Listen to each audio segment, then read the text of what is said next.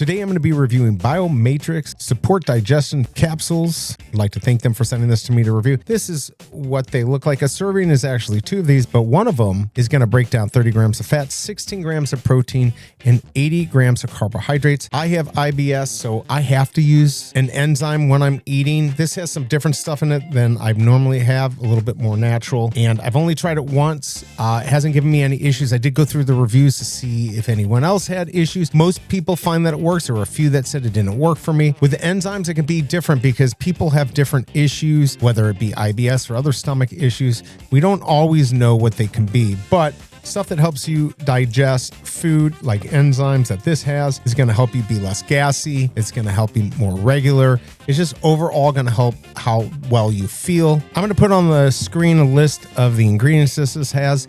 You can read over the Amazon listing to see what they all do. But if you are looking for digestion help, maybe you do feel too full after meals and get real gassy, feel uncomfortable, this might be a good thing to try. What I really like about this is an Amazon choice, so people are buying it. I'm not seeing it getting returned. I hope this review helps, and I'll see you next time.